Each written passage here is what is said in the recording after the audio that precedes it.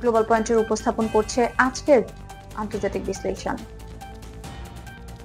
Saudi আরবের কাছে অত্যাধুনিক স্টেলথ যুদ্ধবিমান F-35 বিক্রি করবে যুক্তরাষ্ট্র। নিজেই এ কথা জানালেন মার্কিন প্রেসিডেন্ট ডোনাল্ড ট্রাম্প।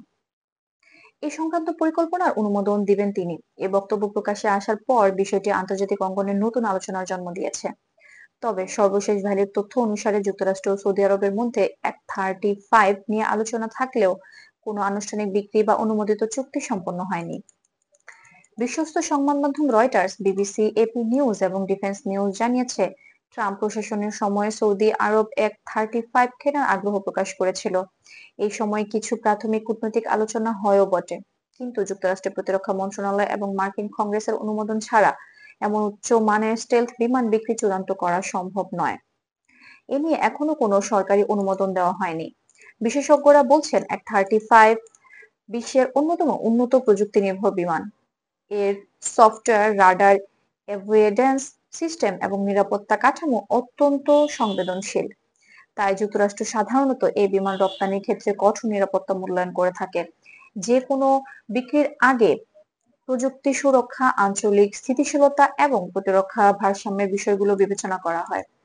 রাজনৈতিক বিশ্লেষকদের মতে, সৌদি আরবের সঙ্গে যুক্তরাষ্ট্রের প্রতিরক্ষা সহযোগিতা দীর্ঘদিনের। তবে F-35 বিক্রি হলে আঞ্চলিক শক্তির ভারসাম্যের নতুন পরিবর্তন আসতে পারে, যার প্রভাব বৈশ্বিক ভূরাজনীতিতে দীর্ঘমেয়াদে দেখা যেতে পারে। এই কারণে বিষয়টি এখনো আলোচনার পর্যায়ে রয়েছে এবং নিশ্চিত সিদ্ধান্ত আসেনি। এদিকে যুক্তরাষ্ট্রের বর্তমান প্রশাসন জানিয়েছে যে কোনো সামরিক সরঞ্জাম রপ্তানির ক্ষেত্রে তারা মানবাধিকার, নিরাপত্তা ব্যবস্থা এবং প্রযুক্তিগত সুরক্ষাকে সর্বোচ্চ গুরুত্ব দেবে। ফলে F-35 বিক্রির বিষয়টি এখনো বহুপাক্ষিক পর্যালোচনার মধ্য দিয়ে যাচ্ছে। সবশেষে বলা যায়, মার্কিন প্রেসিডেন্ট ডোনাল্ড ট্রাম্প যে পরিকল্পনার কথা উল্লেখ করেছেন তা আন্তর্জাতিক রাজনৈতিক আলোচনার একটি গুরুত্বপূর্ণ অংশ হলেও এই মুহূর্তে সৌদি আরবের কাছে F-35 বিক্রি চূড়ান্ত হয়েছে বলে কোনো আনুষ্ঠানিক নিশ্চিত তথ্য পাওয়া যায়নি।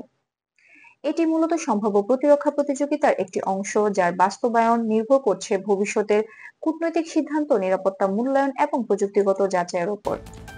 এই ছিল গ্লোবাল পয়েন্টের পক্ষ থেকে আজকের আন্তর্জাতিক বিশ্লেষণ। প্রতিরক্ষা চুক্তি, বৈশ্বিক পরিস্থিতি এবং নতুন আপডেট জানতে গ্লোবাল পয়েন্ট চ্যানেলটি সাবস্ক্রাইব করুন। ধন্যবাদ।